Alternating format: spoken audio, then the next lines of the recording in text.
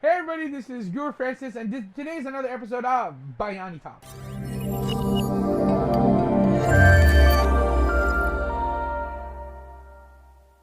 Hey everybody, this is Guru Francis, and today's another episode of Bayani Talk. And today I'd like to talk about what is wrong with Gsba. Before I do that, please don't forget to hit like, share, and subscribe, and don't forget that notification button so you're immediately alerted the next time video content drops or any new 413 Media Group event.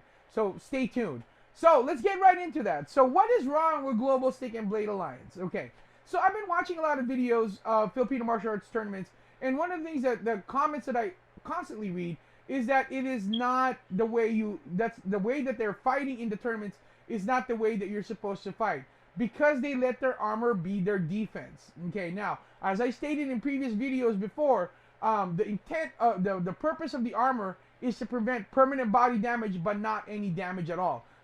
You still get hurt with those in the armor. Trust me, I know. I've worn it many times, and getting hit by them still kind of hurts a lot.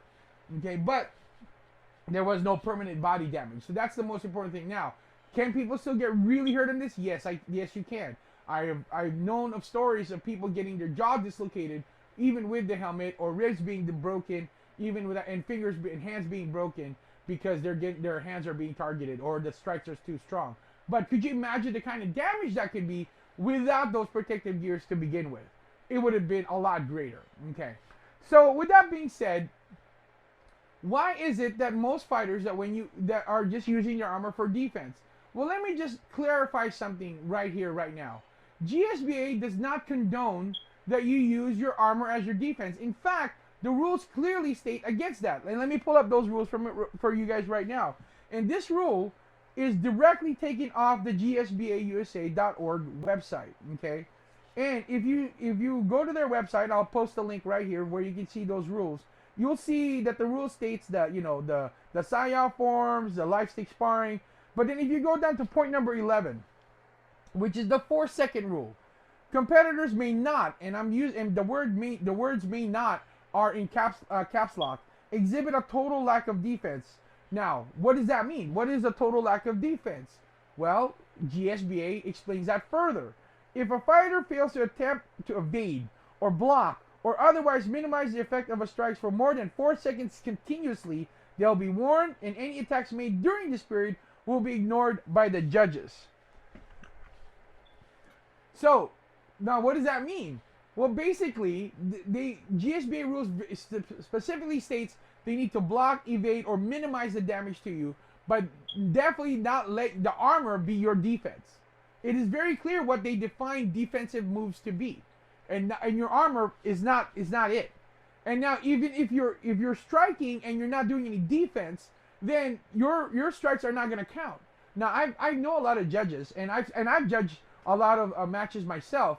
And I know that those are the one thing that we look for is that not only their offensive skills, but their defensive skills, okay? And if their defensive skills are completely lacking, then that person is not getting any points for me.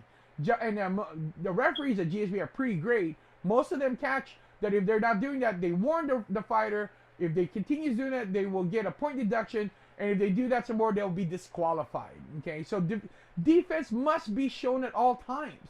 Because if you take off the armor, are you still going to fight that way?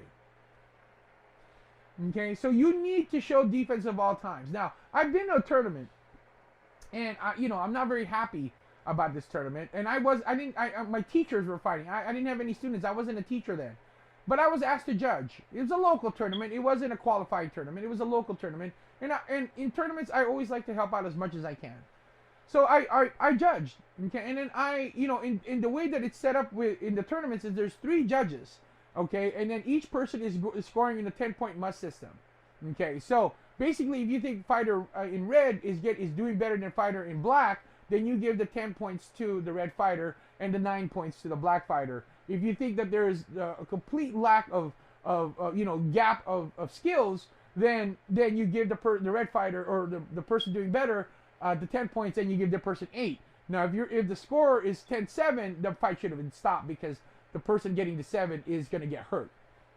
Okay, so I've been asked to judge these matches, and in that fight, in that match that I remember correctly, excuse me, in that fight that I remember correctly, the fighter was not showing any defense.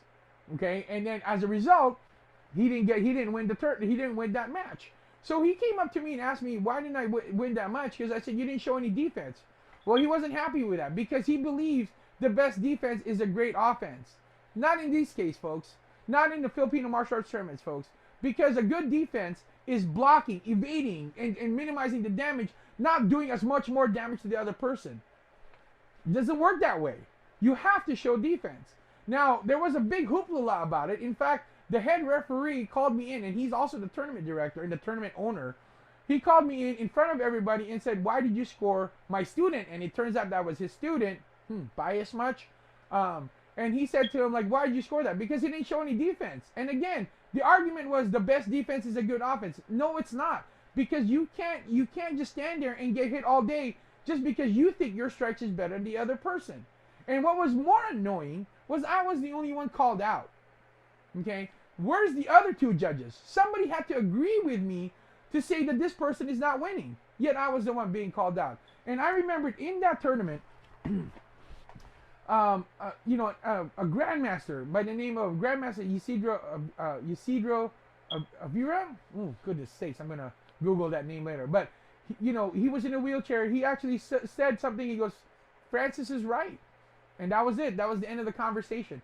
Because that person was not showing any defense. If you were to take off his armor, will he continuously fight that way? No, he won't.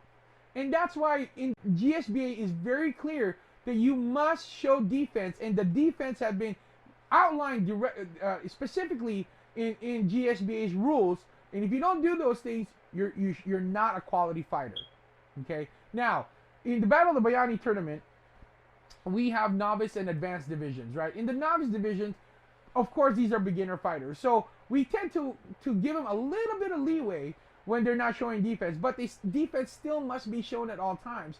So, but we will warn them and maybe warn them a second time.